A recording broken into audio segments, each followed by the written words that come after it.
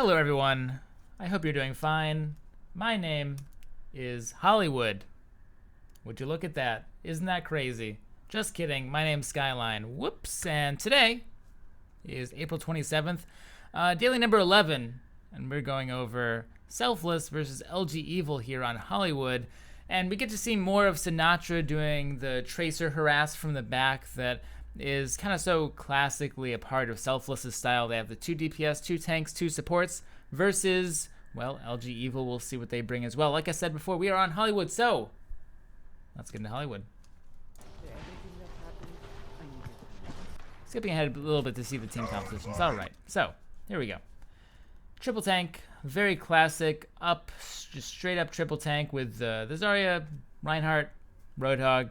They have the Soldier, of course, as the DPS, and a Lucio support, no problem. And then, like we just discussed on Selfless, so Selfless is in the blue, by the way, and LG Evil in red. So Selfless is running their 2-2-2 composition. They run a Reinhardt and Roadhog. So the purpose of the Roadhog here is to peel, and for those of you who don't know what peel means to prevent flankers from coming back, to protect these backline heroes. And the Lucio helps as well. And then Sinatra on Tracer, his role is to just always be very, very, very annoying from the back. And of course, they replace their Zarya with that. So, what does this let them do? Well, we'll see right here. Selfless is a team known for their high pressure plays. In fact, we just see that Defran manages to get out quite a few nice headshots onto Jake, taking him out very, very early. So that was probably a little more than they normally get.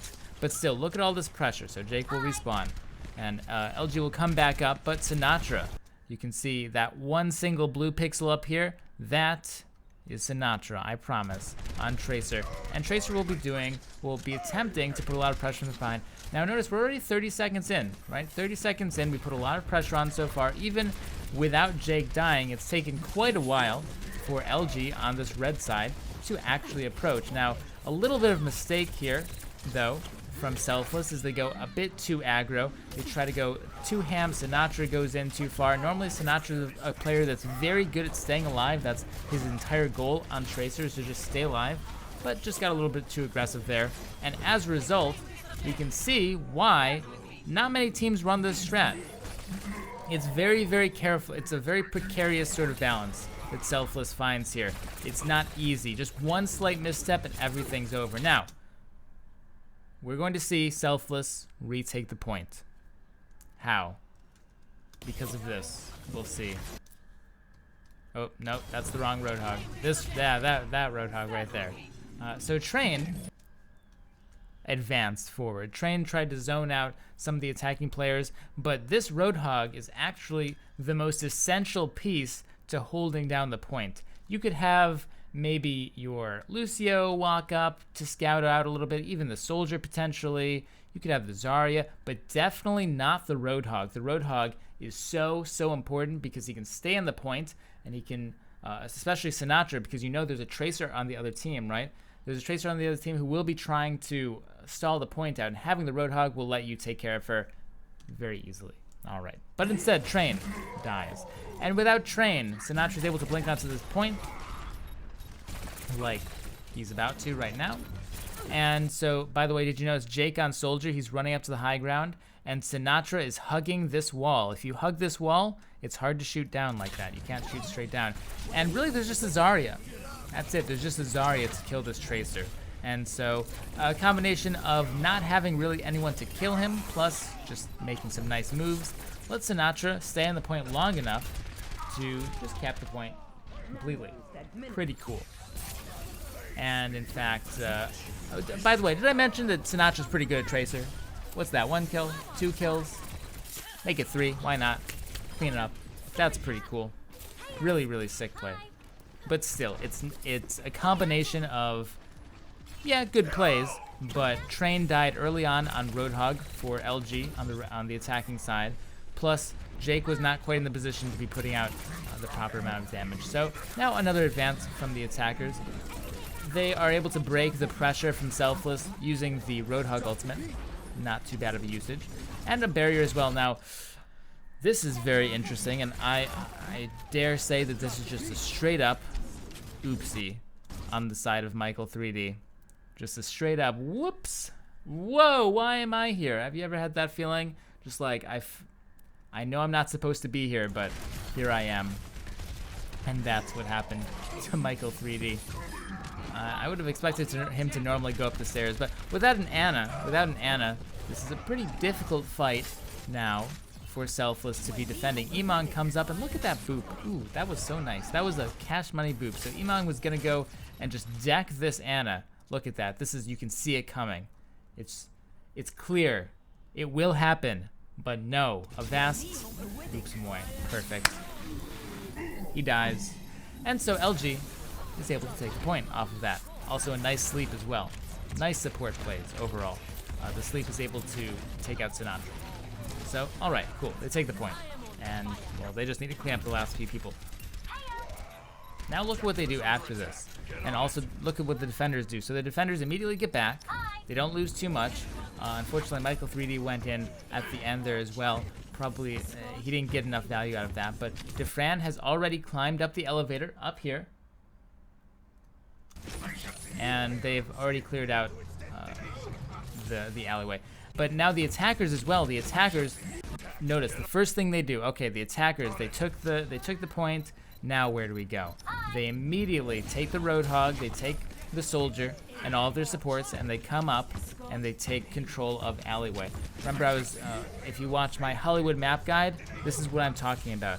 You have to just immediately take it over. Just immediately clear it out, and this will give them a lot more wiggle room to actually push forward LG on the attacking side. And they also have, hey, they have a Graviton Surge. That's pretty good. They should be able to take a fight. As long as no crazy flankerino happens. Oh man. I said Areno. Oh man. I remember when I first started playing League, everyone just added Areno after everything because of some streamer. And I picked it up for a little while. I got rid of it. I threw that in the fire, never to be seen again, but just popped out a little bit. Flankerino. Anyway, Defran's up here, and he's pretty effective. I'm surprised that Jake, who had gotten up to, so remember, this Soldier had gotten onto the high ground earlier. He jumped off for some reason, and he let Defran take control of this.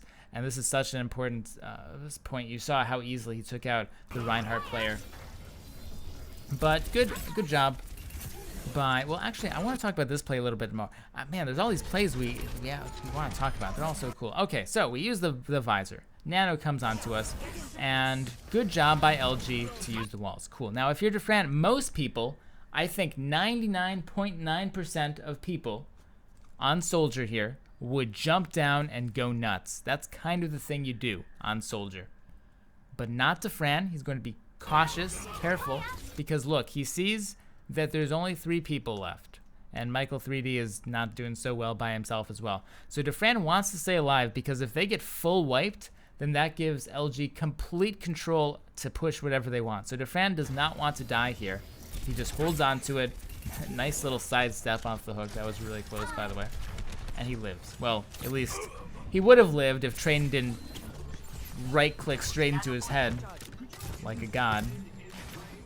That was a really sick right click, by the way. So it was really impactful too, because normally in this case, Defran would have still been on the high ground, pressuring people, delaying LG from progressing, delaying them from getting these important parts of the map. But instead they kill him, and now in order to get back, he's going to switch off to D.Va, because Soldier, when you're trying to push out of the spawn, Soldier just can't quite do it. You don't really have any high ground to work with, so because they lost all the high ground, because they're pushed back to those choke points that Hollywood has when you exit your spawn, Defran is going to be playing D.Va here just because he kind of has to. Soldier wouldn't really be able to do anything. So that right click from Train meant a lot more than it meant.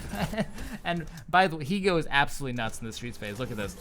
Sidestep hook just owns Emong. Jeez. Made him look like a complete noob. He's gonna come up here, get some more. Why not? Yeah, hook on the Ana. Go up to the Reinhardt. One hit him. Train's serious MVP of this phase. He's literally going nuts. Also hook Sinatra as well. And that's enough you know, just your Roadhog getting a sextuple kill, I guess, is enough for them to push through this. And even though you did see that they used the proper, oh, can we get a, well, can you turn around for a second, soldier? I need to see something. Yeah, okay. So you did see, though, that LG took this back alley to go up onto the building like they were supposed to do, but, you know, Train just coincidentally killed everyone. We're going to see Jake do a super, this is kind of little known rocket jump. You can actually rocket jump here and then completely miss and fall to the ground, and then you say hello to the spectator. That's how you're supposed to do it. So thank you, Jake, for the really nice map tips. And we actually have some stuff here. We have Kresnik with an Earth Shatter, but good job by LG keeping spread out. Well, even if it's coincidental, we have 2 heroes here in the building. We have like we have a hero on the high ground. We have 2 heroes somewhere else. So there isn't too much room for Kresnik on Reinhardt to get a very, very good Earth Shatter, unfortunately. And because of that, I mean, we still had Visor, we still had our own Earth Shatter, we still had Nano, we still had all this stuff on LG. I don't think that Selfless was ever going to take that back. And so now we push into the last phase. 3 minutes left on the clock in time bank, pretty decent. It's not like super, super ridiculous, but 3 minutes left in time bank for this last phase is pretty solid. I'd say it's a little bit above average. And so, thank you, by the way, Jake. Good, that's a great point. Notice that Defran wasn't playing Soldier earlier, he was playing Diva. We already discussed that. And now that we're back onto more of a neutral playing ground where we're allowed to respawn here on defense, come up, take a proper position, Defran will, of course, swap back to the Soldier. Good point there, Jake. Thanks for bringing that up. So now, Sinatra stalling out the card a little bit. Normally very good at staying alive forever, but gets a little bit too aggressive again. And despite stalling the card out for like 2 seconds or so, doesn't unfortunately do too much. And once again, if you've watched the Hollywood map guide, I've explained how important this is, and that it can be a good strat to send a Roadhog or like just one hero up here. But in this case, LG is going to send 2. They're going to send both their Ana and their Roadhog. They're going to clear, and a Soldier as well. Oh man, they sent 3 people up here. So they'll clear Defran out pretty easily. He's gone. Although he's not going to let this go. He's still going to be trying to work the high ground because, like I said, it is so important. He finds the Ana actually, misses the Helix, and he can't advance for fear of getting slept. But once Sinatra came, forced the Ana back. Still though, no supports remaining anymore for the defense on Selfless, so this card will be able to push up pretty easily because Defran wasn't able to find anything. Good job by LG Evil. Being able to zone out the Soldier player from that high ground. Very, very well done. And we have a lot. That's going to be a lot of stuff. Versus not a whole lot of stuff. There's a barrier though, and that's very important. So Doc will have to have a really sick barrier, and they'll have to dodge at least a big Graviton or a big Earth Shatter. And we see they come in with a whole hog, all this stuff, and it was indeed a really good barrier. It ate a lot of the Nano Visor, but unfortunately not all of it. They still wind up losing their Ana on defense. And Defran's in the back, doing some stuff, although he can't do too much. And so, LG Loyal set themselves up very nicely with nice positioning. They did all of Hollywood technically correct. They looked at every angle, they cleared out every important position. Did he just miss? Okay, no, he just waved again. They cleared out every angle, every important position. Notice in the streets phase, okay, we'll take the alley, push to the next phase, take the other alley, push to the next phase, take the high ground. So just very clean, good technical play here from LG. Is able to beat Selfless pretty reasonably. Well, at least take the map with 50 seconds left on the clock, which is not bad at all. Complete. So, let's go on to the attack. And we'll see the same teams. Triple Tank from LG. And the 2-2-2 setup with Sinatra on Tracer that we know Selfless for so well. Now, we're going to see something very interesting here. Watch carefully. Alright, cool. So, Defran has infiltrated his way into the back. Mission Impossible 007. Defran, secret agent in back lines. Is this good? That's a good question. So if he's a soldier in back lines, let's look at it a little bit more. This is not a Tracer. This is not a Genji. This is nothing like that. It's not even a Reaper, for that matter. Even though I'm not sure how good Reaper would be here. This is just a soldier. And he's a little bit in danger. Now, this strategy really requires the front line to push up very aggressively, very fast, because look at how in danger really Defran is. All we need is for the Roadhog to push him, or just any, like if the Lucio and the soldier both push Defran at the same time, he's Splunko. And he almost does. Look at that, he gets slapped, very dangerous. He should die here, but combination of Doc with a decent boop and a little bit of a little bit of spaghetti, if you will. A little bit of spaghetti is going to allow Defran to live, and now they just, LG just goes completely nuts. They go all in, trying to kill Defran in the back line. Look, the entire team chases him. They finally get him, but it's a bit too late. A bit too late. So you could clearly see what LG could have done to stop that. Okay, you just need to have a couple people push the soldier, actually finish him off from the sleep instead of waking him up, and then go back. But there was a little bit of, miscommunication, or they just weren't very familiar with it. Everyone went back. Well, first nobody went back, and then everyone went back. Okay. So on defense now, they're on the point. They came in a little bit late, so everyone's going to wind up dying. Unfortunately, of course, ideally, you would have wanted everybody on defense to get back already, because now you give up free everything. You give up free alley control, free high ground, and it's extremely difficult to retake any amount of real estate on this map, especially with triple tank. Here is where you need to think about swapping off of this, really, because I know it's so painful. Look at all these ultimates, right? It feels so painful. Or rather, sorry, I was looking at the wrong team. I was looking at the wrong team. That's Selfless. They're attacking. That's LG. They're defending. I knew that, but the check marks, man. Like I said, it's still painful though, because you still have 74% on your Zarya. Same point, guys. I didn't screw up. Don't worry. We still have 74% on the Zarya, 80% on Train. So it's still pretty painful to swap off to this. I do swap off of this, rather, I understand. But really, there's nothing on this team that can come up onto the high ground and deal with this. There's nothing that can push out and get anything back. This is where you want to start swapping off to, your Winston, Genji, get a lot more aggressive. And yes, it's painful with the ultimates, but we were seeing earlier, actually from EG, Evil Geniuses, where they swapped off of a bunch of ultimates because they noticed this team composition disparity, and it worked out really well for them. You have to be willing to take it. Ultimates are important, but they're not everything. Oh no, poor Train. Gets jumped on, killed, hooked.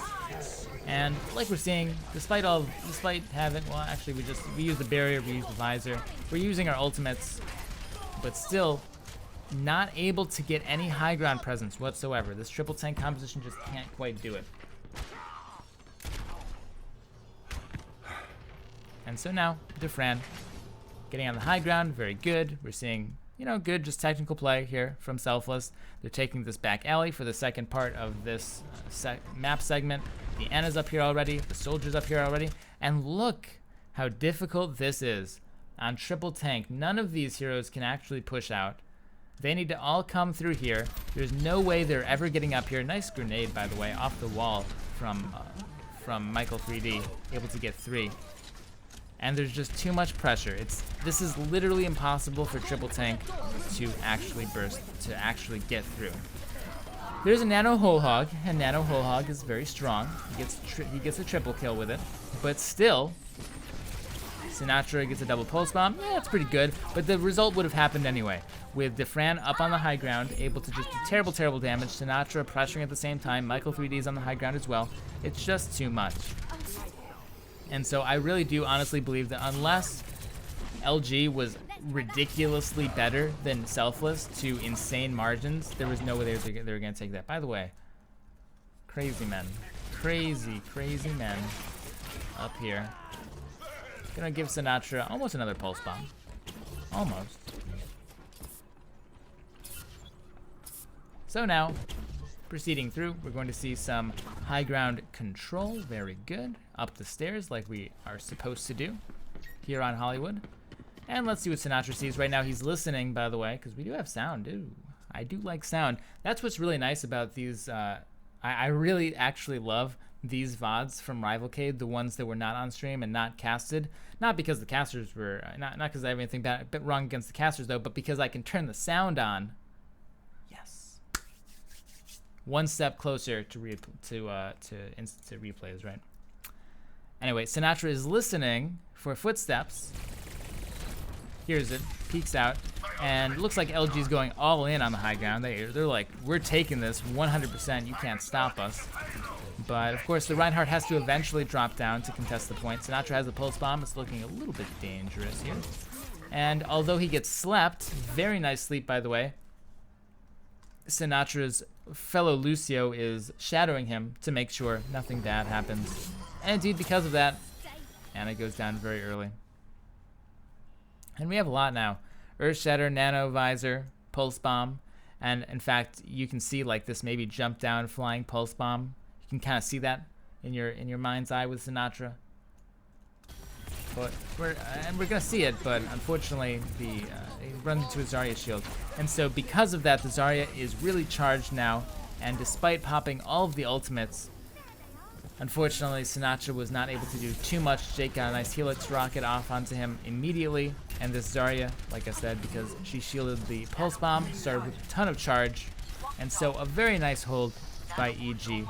At the same time, Selfless kind of just fell into it naturally, and the barrier from Avast was absolutely perfect. He barriered literally as like just at that turning point, at that point of no return for the fight. Absolutely beautiful. Sinatra has Sinatra has another Pulse Bomb, by the way. He gets those so fast. All right, now here we go. This is a cool combo, by the way. I don't know if this was specifically planned, but regardless, it's still cool. So Roadhog comes up, uses Whole Hog, puts a ton of pressure on the front, and that's going to allow Sinatra, so everyone's running away, right? Everyone's running away. And when you run away, you tend to start to stack up. You tend to start to you tend to go more of a straight line than a jiggle back and forth thing that normally you see people do, and that's going to give Sinatra a very easy Pulse Bomb. She's going to wind up hitting the Ana player. He's going to wind up hitting the Ana player rather, and doing a pretty good amount of splash damage as well to the Zarya, so Zarya winds up going down as well. So nicely comboed there, very nice, even though the defenders have like infinity of everything. So now we have to talk about holding this. All right, so now that Selfless has the cart, good pressure by Sinatra, by the way. This was a nano boost in order to, specifically for the damage reduction, so this Roadhog could just get in, period. He's going to be hit by a really nice anti-heal grenade as well in a second. Look at that reaction time. So lots of just good individual sort of stuff. And by the way, this fight was looking really good, obviously, for EG because they have all these ultimates. Jake is up here. He's like that one single slightly off color, slightly orange pixel. That's him, I promise, up on the balcony. He's using Visor. Super on Reinhardt used Earth Shatter, but such a good play from Kresnik. He actually, we'll watch that one more time. So he blocks the Earth Shatter and then goes and blocks the Visor. Really good Reinhardt shield play. If not for that, then either the Earth Shatter or the Visor would have killed everyone. But at the same time, normally you'd want to combo it a little bit more so that like if this is Selfless, you'd want to Earth Shatter from that side and Visor from that side so that you couldn't shield both. But hey, it is what it is. And what it is what it is. Hashtag deep. So now, once again, we have LG attacking and Selfless on the defense. They'll be pressuring again with Sinatra as usual, but with only 50 seconds. Remember, before it took LG a good 50 seconds to break this contain to begin with. So this is extremely in Selfless's favor. This particular style works best on low clock situations. And you can see 40 seconds already. They still haven't pushed up. They're pushing up so slowly. Defran is able to combine it with Sinatra, combine a Helix rocket with Sinatra to take out a very, very early pick. And now with only 30 seconds left, Selfless is going to reestablish their contain. And we saw how long it took for LG to break through it last time. Let's see how long it takes this time. But we actually see Selfless get back a little bit. Oh, kind of strange. Why'd they do that? Normally you'd expect them to contain a little bit. And it's sort of a meta. It's sort of just covering your bases, because when you're pushed up too far and the other team doesn't have a lot of time left on the clock, sometimes you might be worried that they'll swap off to something a bit divier, dive past you. But still, I think that it would have been fine. I think it would have been fine for them to keep on their contain. They choose to back off a little bit, though. And I don't think that the clock really necessitated that from them. But also notice that, where we go, okay, Defran almost has Visor, so he might have just wanted to get up on the high ground. That's another pretty viable option. And indeed we see Defran does get the Visor. Pulse Bomb nicely stuck onto Super, takes him out. And Visor from the high ground cleans it up, no problem. 1, 2, 3, done. So this is still the patch where you just need to touch it for 1 millisecond to cap it. Like if they just take 0.1% now on Selfless, they will win. The new patch, of course, you need to take at least 1/3 to win. So, but this is on the old patch. Okay.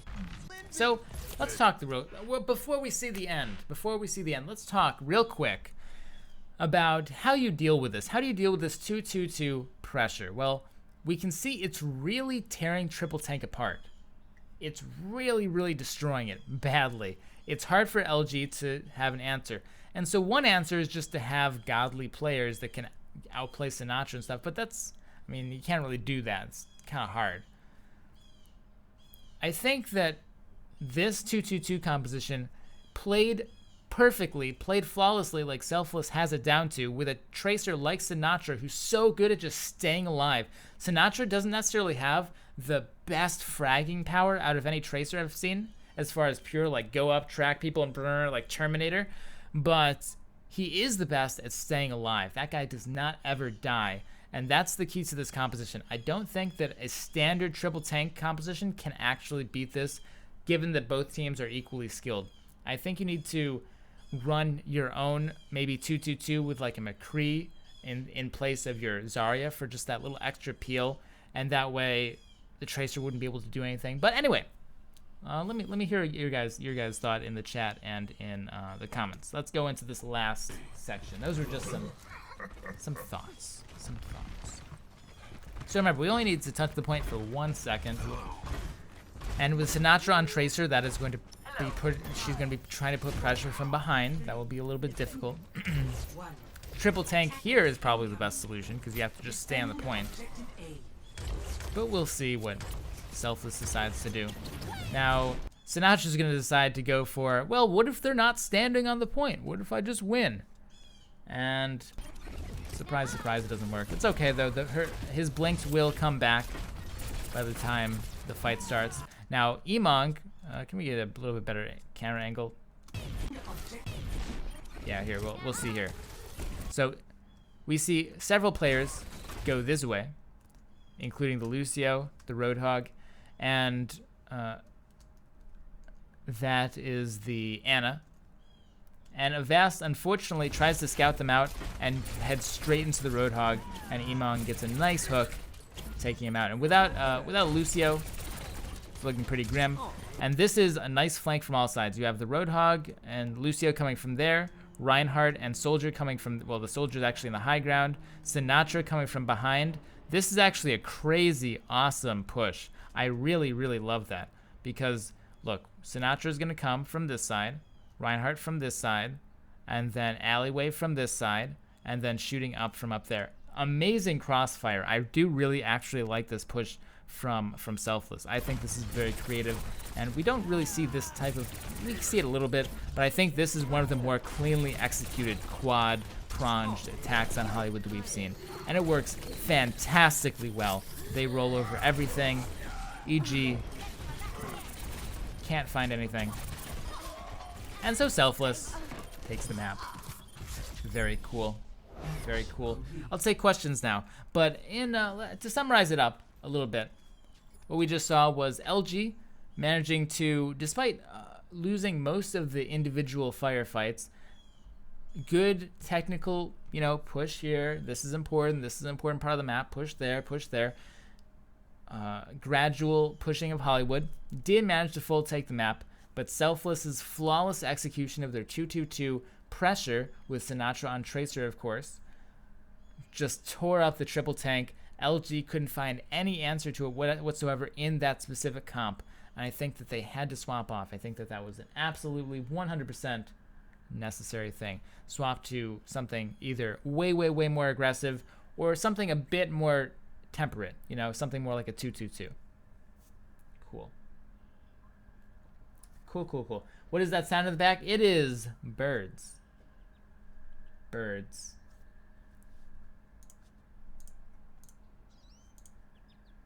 Why does the Tracer shoot the Zarya bubble even though he could stop? Like he empties his entire clip.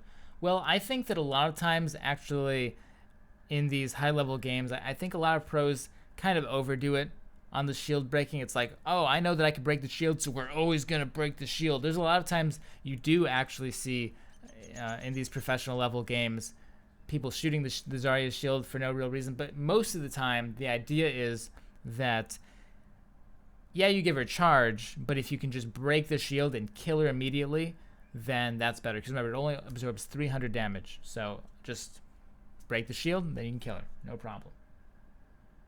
And the shield's really big. When are you going to play on stream? Usually I play after the dailies. But maybe not today again. We'll see. Anyway, guys. Yeah. For you guys on YouTube, we're going to be going now. For you guys on stream, I'll stick around for a little bit longer. Never forget to stay positive and have a great day. I have the scene ready.